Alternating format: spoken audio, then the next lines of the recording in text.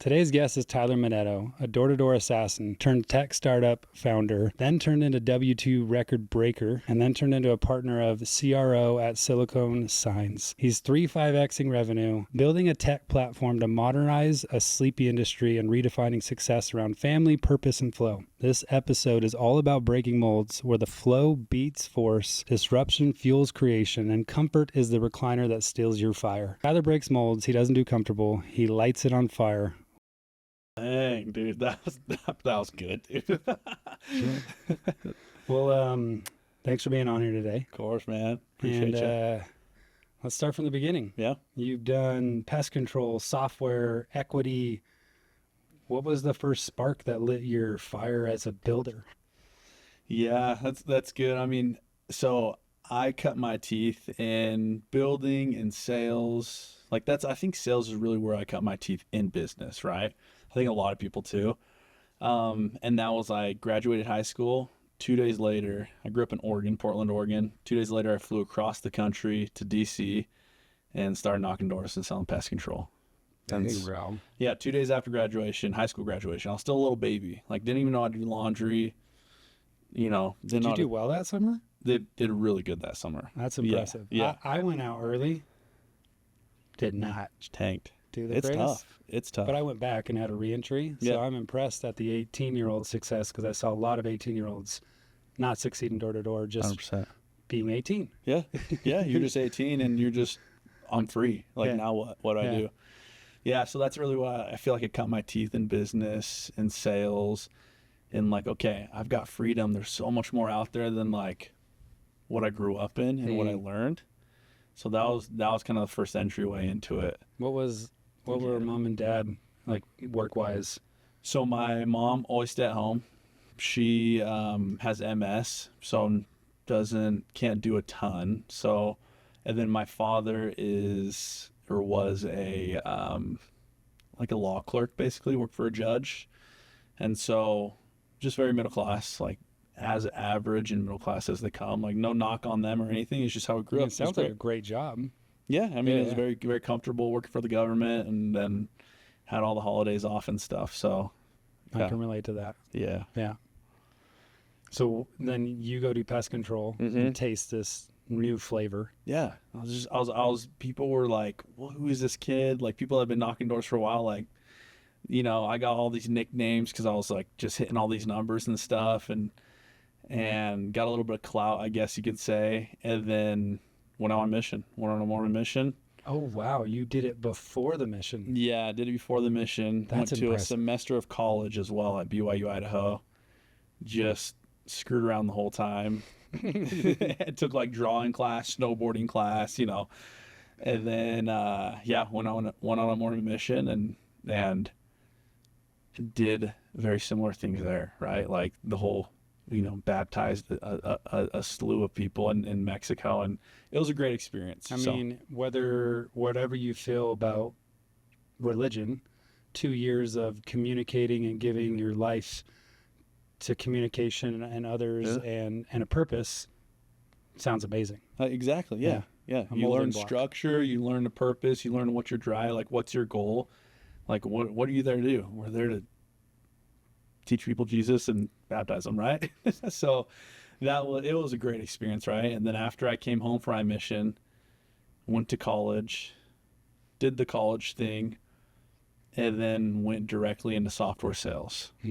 And so, and same thing, right into software sales. First 2 months into that industry, and I sold pest control in the summers here and there during college. Same thing, went into software sales. Within the first 2 months, broke all the SDR records, and they were like, we don't know how to pay you on this and stuff like that. We never had people do this before.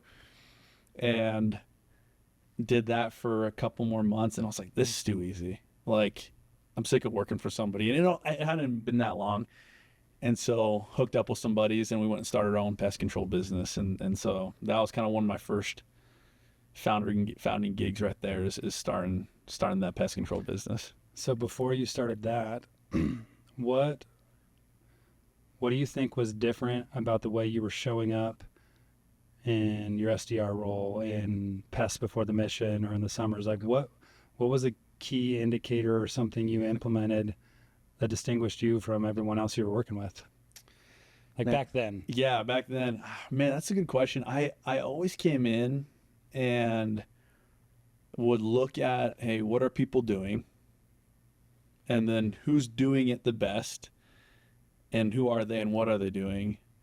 And then said, great, I'm going to go learn from them and then do it better than them. Yeah. Right? Because that's all it is, right? Yeah. It's just like, it's not necessarily being better, but it's just doing it different. Like there's so many different ways to do things. And people get so wrapped up in like, here's the records, here's the status quo. You know, you go out in your first summer, you get your teeth kicked in, knocking doors. It's like, or you don't have to. Mm-hmm. And so I'd always look at those people, see what the status quo is, and then say, how do I rise above that? Or how do I do it differently than that? Yeah. To just kind of lessen the learning curve of whatever I'm in. I mean, if I was to zoom out and use a very basic analogy, if you come into anything and the glass is half full instead of half empty, like, well, let's fill it up. Yeah. Or if it's half empty, it's like this total victim mentality. Yeah. Like, I can't do this. It's like, well, no, you're a rookie. Lean on the rookiness. Yeah. Just say I'm new. Yeah. And work harder. Yeah. Exactly. I think that's a great point. Like that coming in as a rookie or like being in a naive state actually plays to your favor. 100%. Because you can come in and say, I don't know any different. And I'll touch on this when we talk about Silicon Signs, but the same thing, right? Going into the industry, maybe on a higher level. I don't know about any of this specifically or how this is typically done, but here's what I know and here's what I am about. And Like here's out of the who box I am. thinking. Yes, exactly. Yeah. And then you automatically shake that up and you do different things. So Yeah, I would agree. Even in like what we're building here. yeah. Like over the past 3, 4, 5 years, it's like, well, we know how to do it. It's like, oh, well, we're in a box and this box is great, but what's out here? Yeah. And like, it happens to the best of us. 100%. I think when we started this, I didn't know what I didn't know. Yep. Because that was why we were winning so much, is I was just doing everything no one else was doing a different way. Yeah. And then you like kind of commingle it all together and find the best way. Yeah. Love that. When did you first notice that force was stopping you to really finding your ROI? Was that in the pest control company? Like, when did you start to distinguish this all-inness with more flow and like... Dude, that's so good.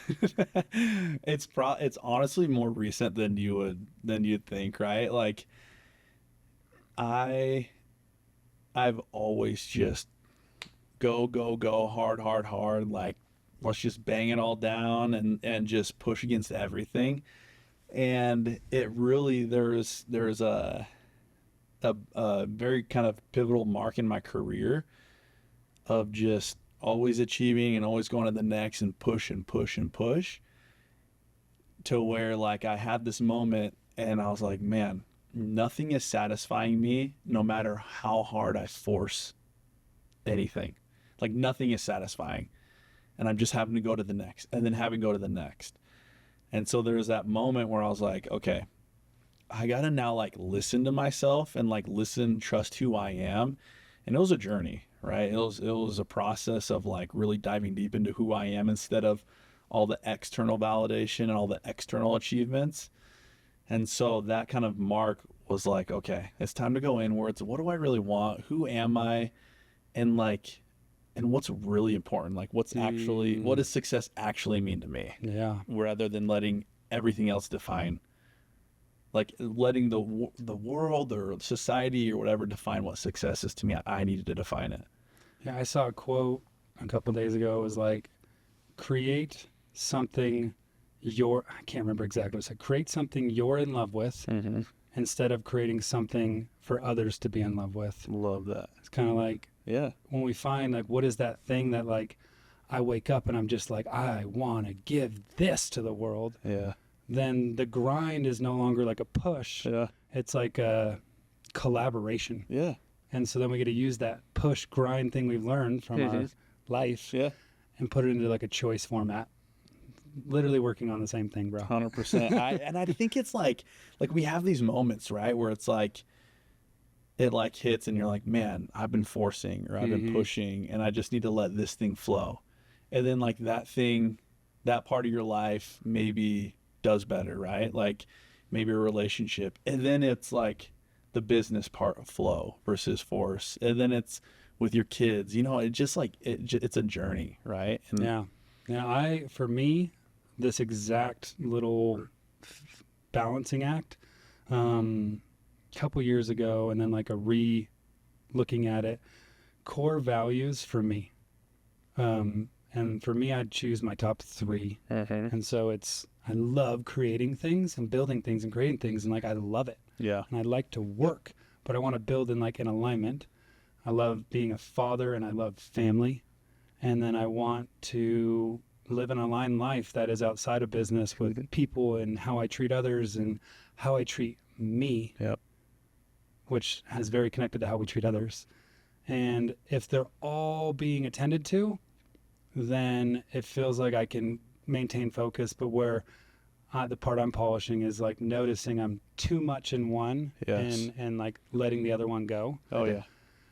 Yeah, it's tricky Yeah, because we love all 3. Yeah. We love whatever it is we love. And then there's this pulling effect. It almost feels like there's an arm from the other thing grabbing me saying, how dare you? Yeah. How dare you forget about me? Come over here. Pay attention to this. It like that whole balance, it's so hard to get into. But once you define those sectors, I think it's like you define what this means to you. What do you define the family means to you? What do you find success means to you? Like it gets easier to quote unquote balance, even though it's so hard to like fully balance any of them. On your timeline you've been sharing with us, when was the internal moment where success started to feel empty and like instead of energizing? Yeah. Where was that? And I kind of want to play out of that. Yeah. It's so I was in tech sales. I'd sold out of pest control, another tech company, went back into W2 tech sales, and I distinctly remember this, right? Like it was a near 7-figure check hitting the account at once. And I was like, oh, this will be fun. Yeah, it should be a good time, right? Hit the account. I remember my wife, she saw it and she was like, oh, she's so pumped about it, like super excited. And I remember feeling nothing. And I was like, what? Like, how? Yeah. Like just nothing. Yeah. And it was really that moment on, I just kept thinking back. I was like, why didn't I feel that? Like, why didn't I feel this? Like, this is so sick. Like, I love this. I'm doing great things. And it was just like, great. What next? Right. And we were living in Texas at the time on 3 acres, had a great home, had, a lot of the things, whatever. And I was like, there's more. There's more to this, right, than just chasing the next, tax bracket or whatever it is, right? So that was a huge defining moment where I went back into myself and was like, okay, what's actually important? What do I really want? Like, what do I define success as? So that was huge, man. You can't unsee it. No. And I have similar scenario where it's like I still feel the same. And for me it was like, oh wow, the things won't change anything. Yeah. And then it almost turned it upside down for me where I was like, I kind of don't want things. Yeah. They're like a ball and chain. And I like having some fun things, but it's like, I think growing up for me, I'm in the neighborhood and there's all these people who go to church with us and neighbors, and we don't have a boat. I don't have a dirt bike. I don't have a quad. I bought my own BMX bike. Homie's got 3 bikes, 2 dirt bikes. I want those things one day. And then we go and like fight for it, and then it's like it actually didn't change anything. And then I think back to those kids. And I made a post around this the other day where when you want everything from the universe, you kind of end up getting nothing. Yeah. Because it's like the energy behind the wanting. Where when we decide, I don't really need anything, but like, what do I actually like want, like on an energetic level? Yeah. then we can empower the things to like actually not have that feeling you're talking about and completely live a different life where our input is fulfilling to us and then fulfilling to others and not this extraction of energy. Exactly. Yeah. And I don't think we figured it out overnight. Never happens overnight. Well, you talk of a metaphor like the recliner. Tell me about that. Yeah. So, and this is no knock on my parents, okay? This is just like how we live, and if they end up listening to this, right? It's just, if anything, they gave us a gift. Exactly. Everything they did was never bad. It was like a contrast. Exactly. Love that. And same thing. So a big driving force in my life for like the beginning stages of my career up until, probably one of those moments was always trying to be better than what I grew up in and outperform that and making sure that I didn't live that way and giving my kids, you know what I mean? Like just always I was running from something instead of like living in alignment, right? Of who I am. I was just running from what I didn't want. And so this metaphor of the recliner. So all growing up, always, as long as I can remember, still to this day at my parents' house, they have 2 recliners, one for each though, right? And it's in the TV room, whatever you want to call it. And I remember growing up, like the head mat on the recliner, was so worn out just from sitting in the recliner so much, right? And it was a big thing for me never wanting to be comfortable, right? I always saw that as like always being comfortable, like work's over, just go sit in the recliner and watch some TV, watch the news, hang out. And for me, I was like, it like I said, for the first part of my life, I was running from that. I was like, don't ever want to be comfortable. And to this day, I've reframed it a lot, obviously, but that was a big driving force for a big part of my journey thus far is just not being comfortable, not sitting in that recliner. I've reframed it since then, obviously, but that's kind of like just how I lived my life for so long, is trying to just be as uncomfortable as possible, which I think there's a lot of beauty in that and challenging yourself. I think very comfortable in the uncomfortable. Yeah, exactly. Yeah. Being able to be uncomfortable in uncomfortable situations, doing things that feel outside your box, but it's just a learning experience. I mean, it's a desired perception by a lot of people, but there's a decision that has to be made, and it's deciding that whatever fire it is, I'll figure it out. Because I feel like before I made that decision, and I probably continued to reaffirm that decision, I don't think I had it. Yeah. Like I was good, but I didn't have that. Right. Or it was like, I'm not going back to that. Mm-hmm. And when you're talking about mom and dad, my head was thinking, it's so wild that these things that you said running from, or that I want to be different, that like in life, the gifts are so unrecognizable unless we decide to see the gift. Because like if mom and dad, like I'll just talk about my mom and dad, if mom and dad weren't that, then I wouldn't even have been trying so hard, because I would have had a reference point of the contrast. My mom and dad worked their butts off. Yeah. But they just lost their shorts 3 or 4 times, and I'm like, I'm not going to do that. Yeah. I'm going to work hard, but I'm not going to work like that. Yep. And like in the moment, I remember back in the day being like, why did my parents make that mistake? And now I'm like, thank you. Yeah. I don't want to. Yeah. 100%. Yeah. It's seeing it. So I'm with you on that, because it's seeing that. My perception is a mistake. It's actually not a mistake. No. It's like to each their own. Exactly. Yeah. And seeing what they did. And I think when you're running from it, you see it as like, oh, like they did all that wrong. They didn't do it the right way. I'm going to show them how life's supposed to live. And then when you change the perspective and you change like how you're living, you see it how you're talking about. It's like, thanks for doing that. Like you gave me such a good reference point, or a good life, or a good contrast, that I can do this now, and I can be this, right? And so you come at like, it's been a huge reframe even recently for me. Me too. Being able to do that, and it's a lot more love in that instance instead of like bitterness, right? I love that recliner quote. So what does a flow day look like now? And how do you schedule how you sell, and like how do you maintain flow in business and doing? Because it's easy to get pulled. But what is ways you're doing that now? It's a good question.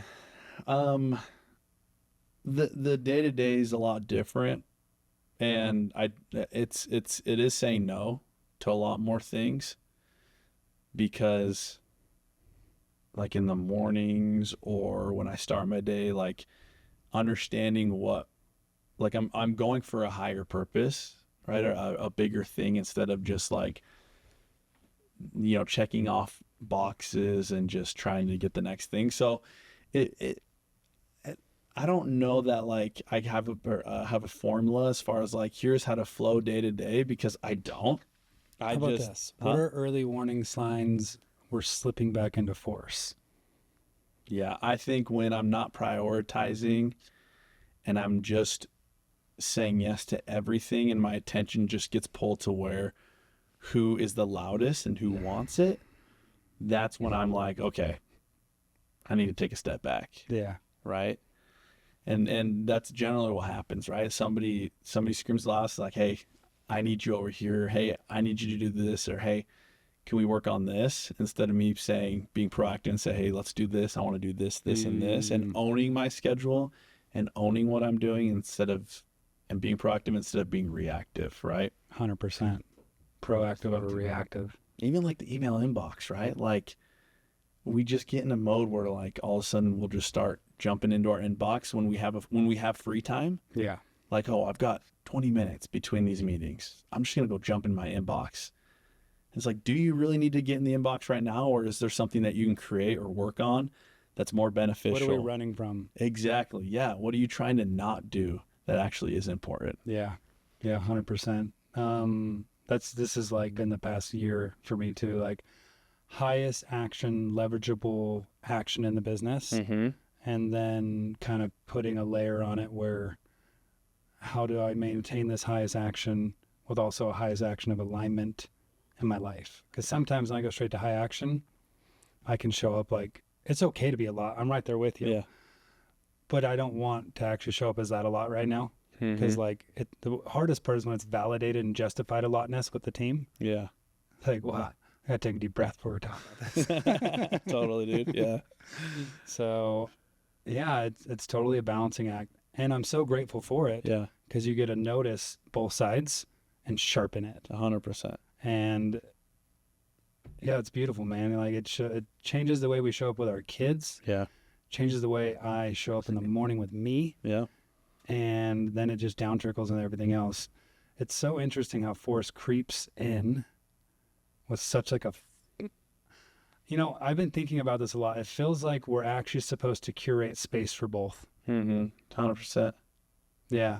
Like sometimes I need force to give room for flow. Exactly. I think there is a space for both, 100%. I've learned that a lot, especially in this current business I'm in, is now understanding more of who I am and my alignment, but still understanding there's stuff to get done, right? Like you have to get things done, and there's seasons for it, right? Like even right now in our business, there's a lot of force happening because we have to hit certain things. But as I'm more true to myself and show up that way in my business, it allows more flow. You know what I mean? Because I used to just show up in a very inauthentic way and show up how I thought I should show up, rather than like, hey, this is who I am. So I think a lot more force happens that way. When you're aligned to show up who you are, there's a lot more flow. I don't know if that makes sense. No, it makes a lot of sense. It sounded like it makes sense to me, but well, what I hear from it is when we show up authentic with our clients, our team, our coworkers, then we provide an example. We provide a conduit to invite others to follow. 100%. And any way that works for you. But I am doing this. Yeah. And you can watch. Yeah. You can do whatever you want, but I'm not going to stop doing this. And then just keeping, kindness is a tricky word. Keeping love, and love's a tricky word. Yeah. People take words and they really twist them inside out and tie them triple knots and double knots and then be like, this is what it means. It's like, well, that's what it means to you. Right, exactly. Yeah. So now you're back in founder mode. Yeah. More builder mode. Yeah. Builder mode, Silicon Signs. And how did that happen? How did you transition into where you are now? Yeah, it happened with that experience, with that transaction hitting my account, right? And then were those connected, or that was like the end? That was kind of the point where I was like, okay, it's time to start looking back to builder mode. What lights me up? Let's find something. And it took years. Like, I was looking at things. I was flying all over, meeting with different companies in startup mode, meeting with people who maybe wanted to start something. I'd entertained some ideas from just myself, and nothing was just hitting. And I was taking time. I was like, okay, what really like aligns? And that's required too. Yeah. We build to have the season for the sabbatical to find it, because I can resonate so much. Mine was self-inflicted from being sick. I was broke. But when we're in it, how the hell do you find where you're going to go next? Right, 100%. It's like you're just like stuck in this loop. Yes. Yeah, exactly. I remember even prior talking about, okay, I want to get back to business. What are we doing? But I was still in that, what I was doing.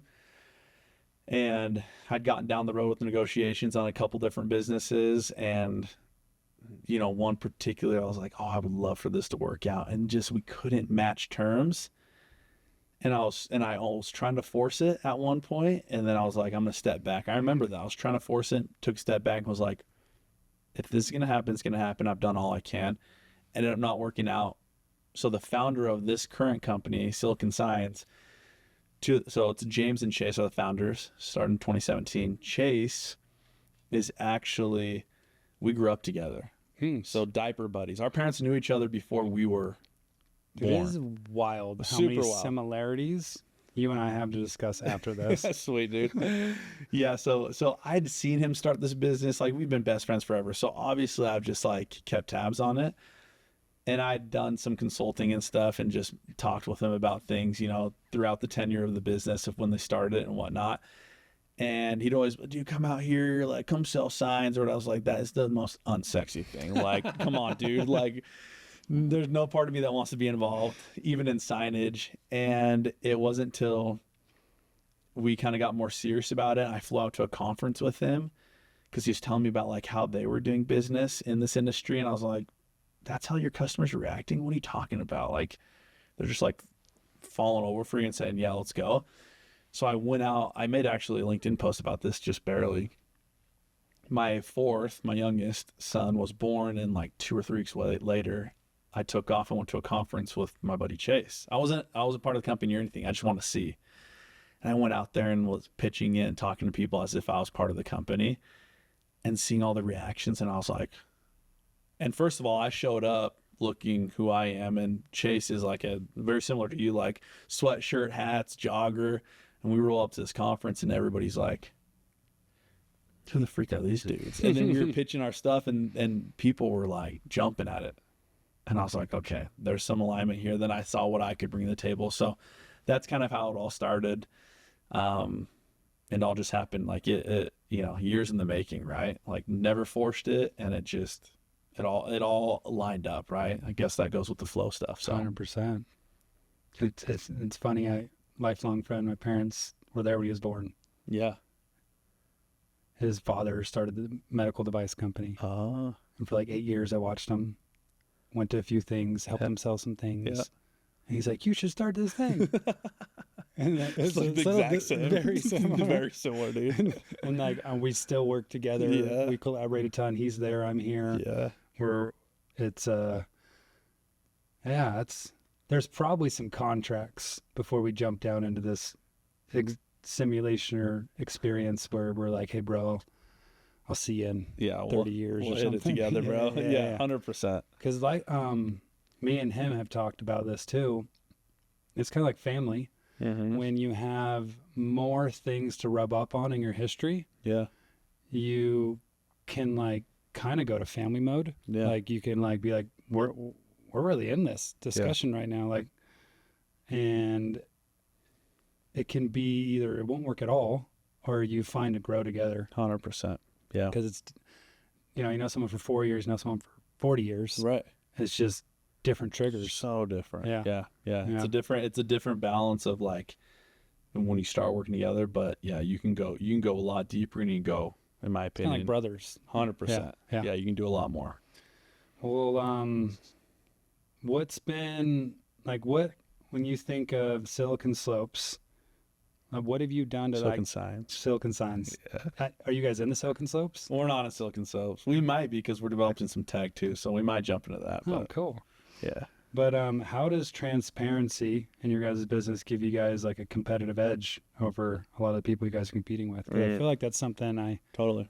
you like to emphasize. Yeah. Yeah. And it really starts like, so Chase, business partner, founder, that's how he's always operated, right? Very transparent. Almost, he'll tell you this, like we'll talk about this together, like almost too transparent. I'm like, hey, could you not say that actually? Like, could you not talk about every little thing behind the scenes? Like maybe tone it down.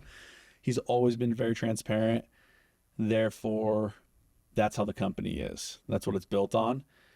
And also, that's how we operate. Like that bleeds into all of the employees as well. And then also in this tech that we're building too. The sign industry is very, to get like very business and right now, but like the sign industry is very old, outdated, antiquated. It's a lot of people who are like the family owned business. The business has been around 120 years.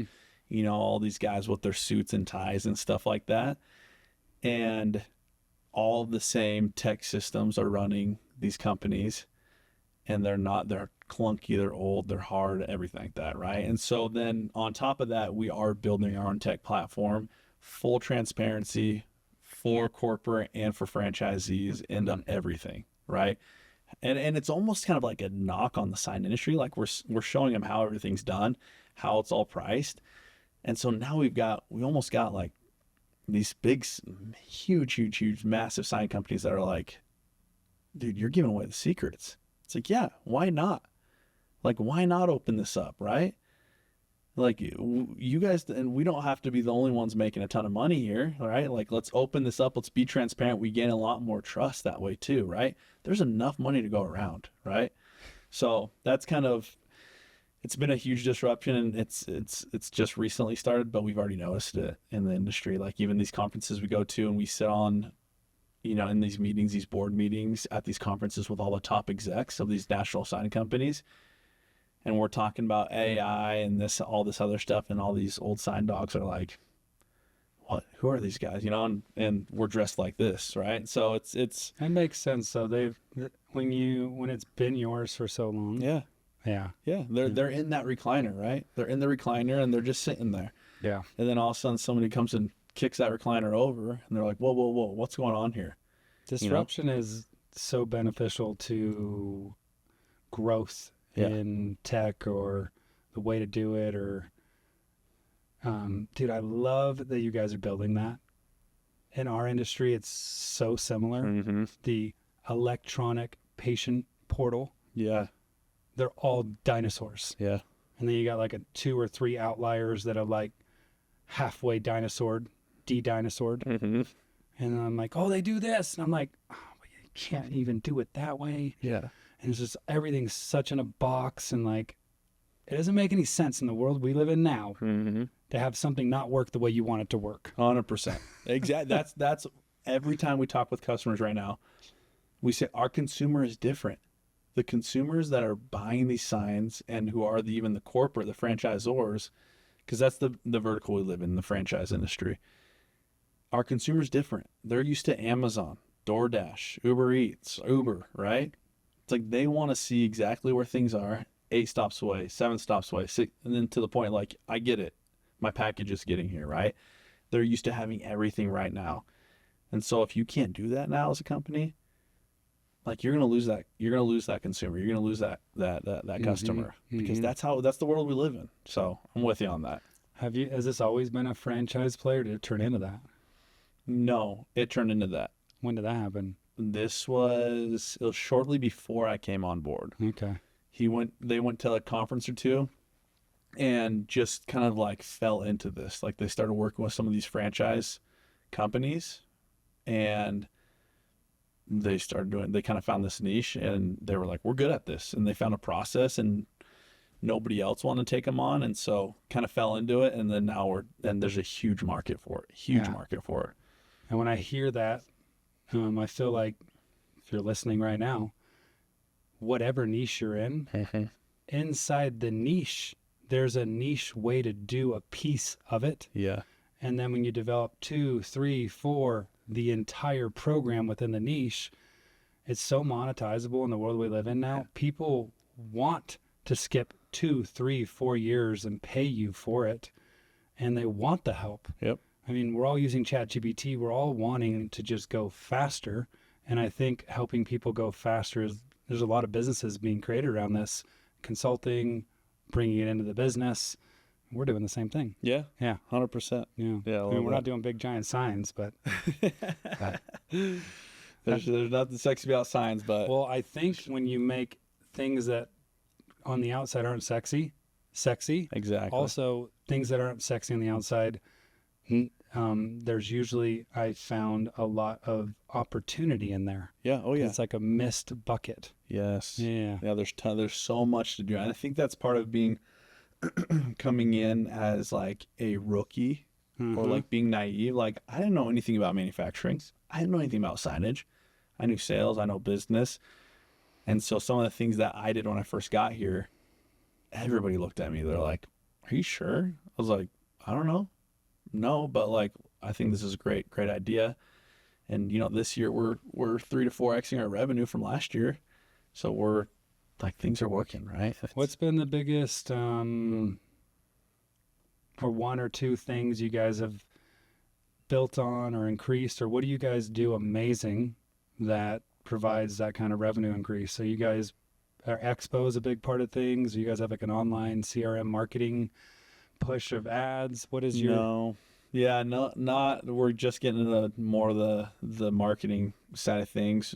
Conferences are huge. That's where we get a ton of our leads historically. But also the franchise industry is an underserved industry. Mm-hmm. And like a lot of the big there's only a couple big national sign companies. They don't touch this industry because of the dollar amount per contract, but it's also like, the franchise industry is very different than everything else. So they don't touch them. And then the local, well, I mean, they'll touch them, but they don't have a dog in the fight because they don't have a relationship. It's just a local company. And so we're just really good at this process. We've learned the industry really well.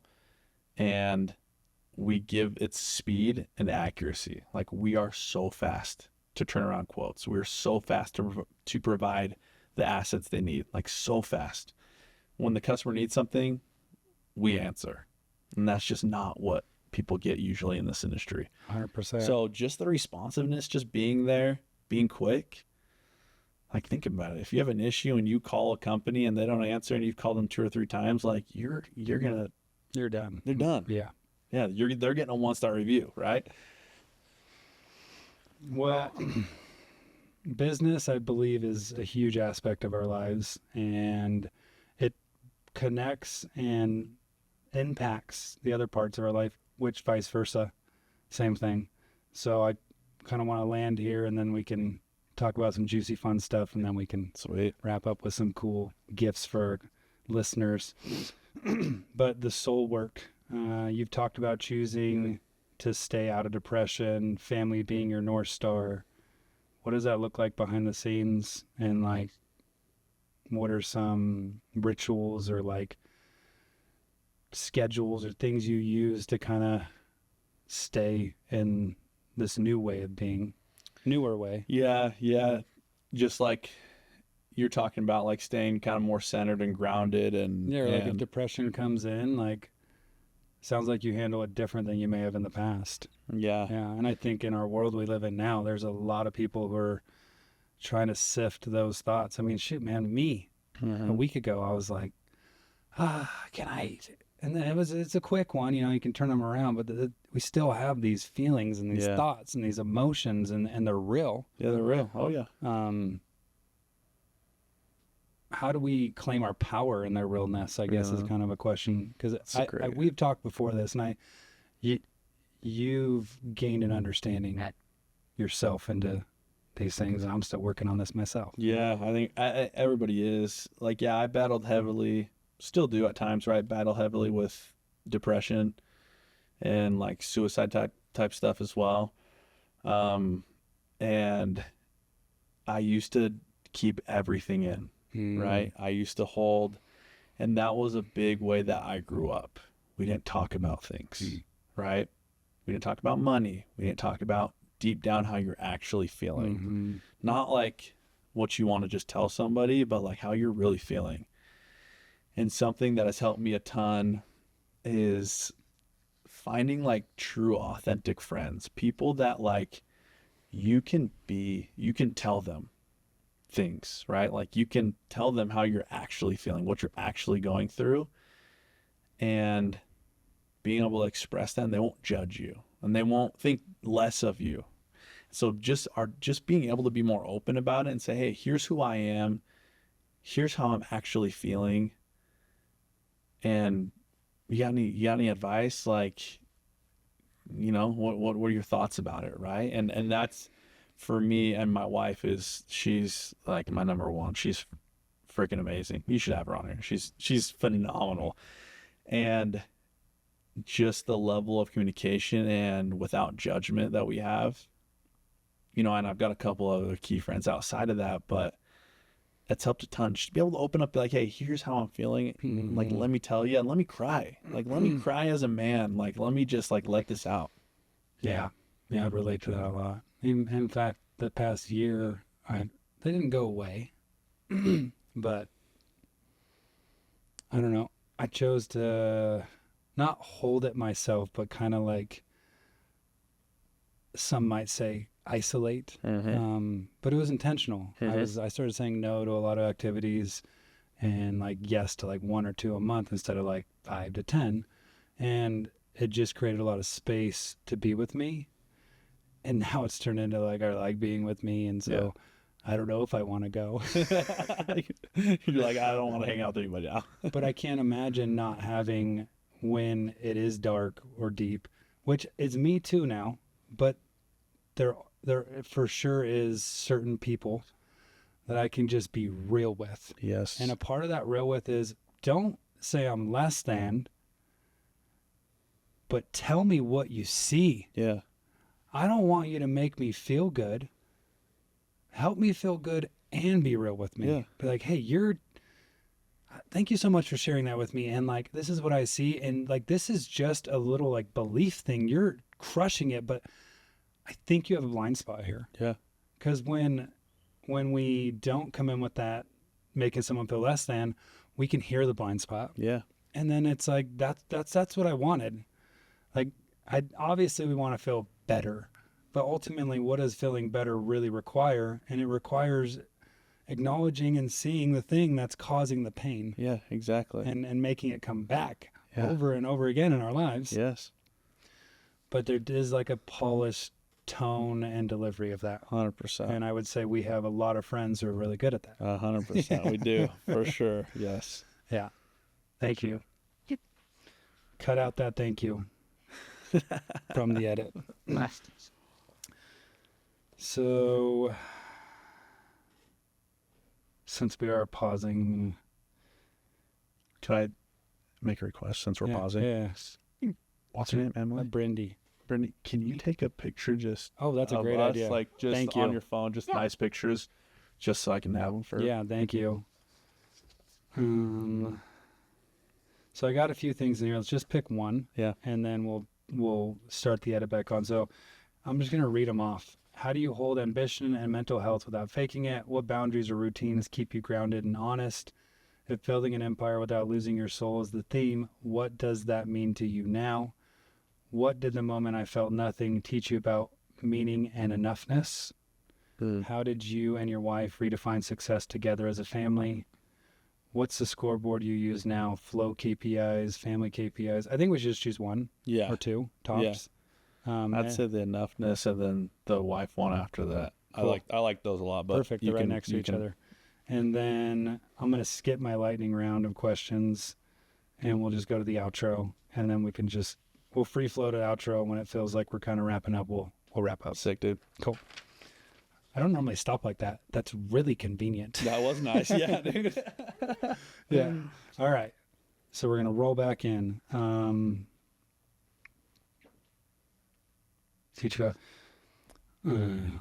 I love that. And I got something else I want to ask you. So what did that moment I felt nothing when you got that check and you just felt nothing? What did that teach you about meaning and enoughness from that nothing feeling? Yeah. Oh man. That's a good one.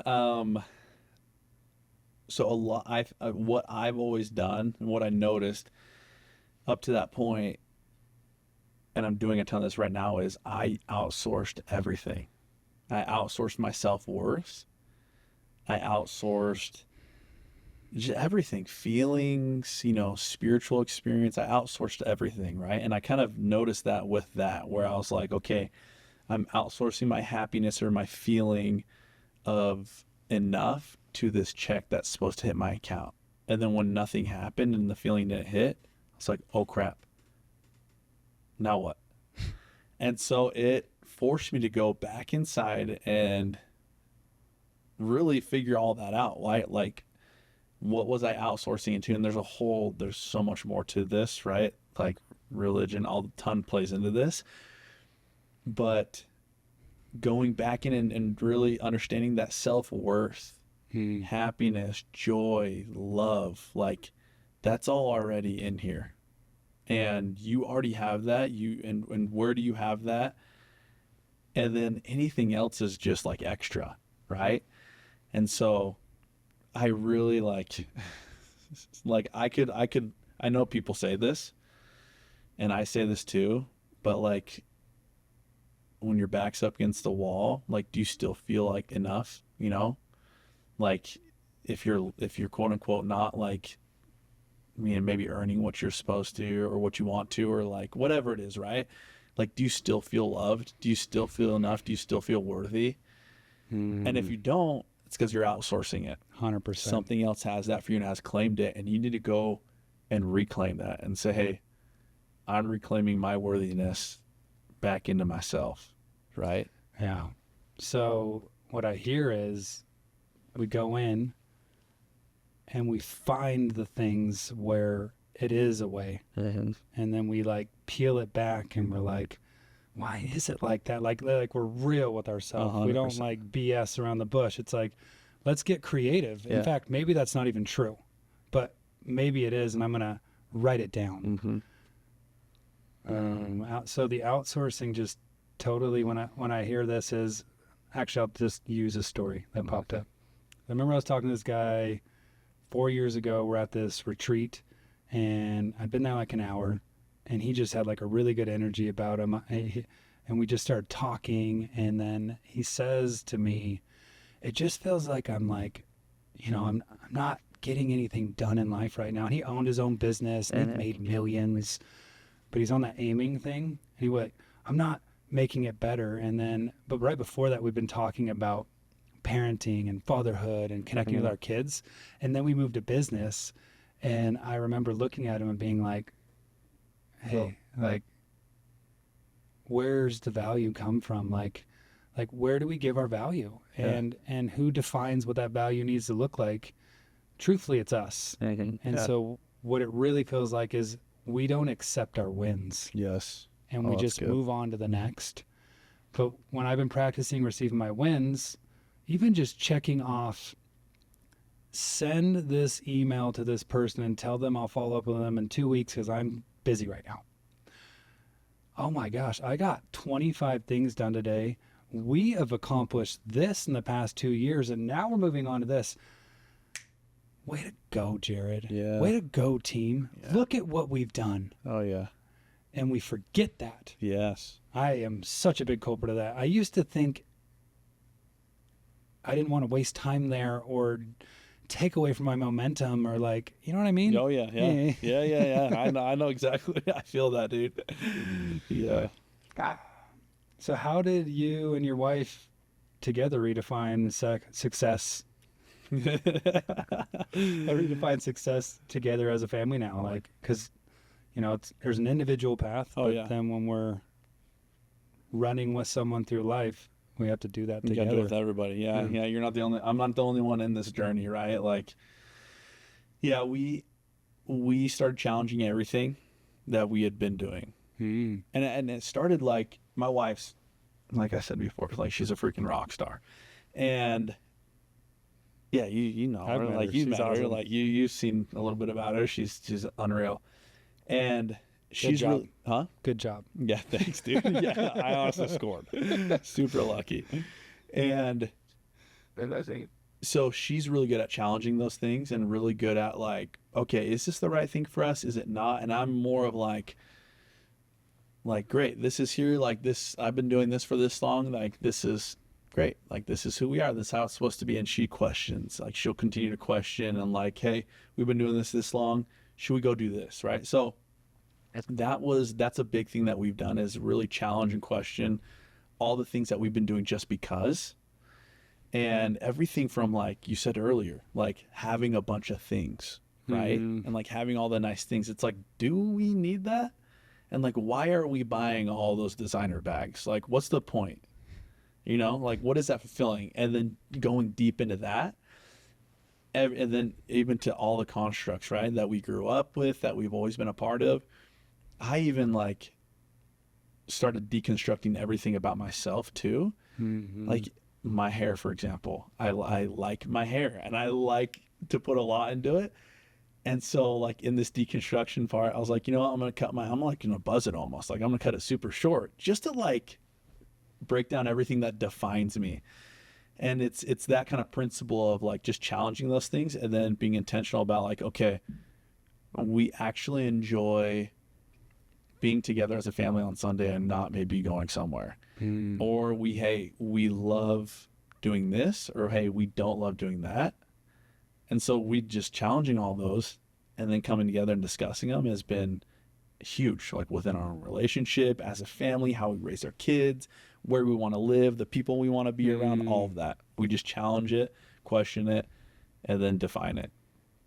So what I hear from like my brain is an install or going through the things to install choice back into everything. So we're going to go hang out with you on Sunday. We're going to want to. Yes. And if we don't want to, we're going to know we don't want to. And then maybe every once in a while we'll choose to do it. But we know we don't want to, and we know we get to choose. Yes, exactly. 100%. Nailed it, man. 100%.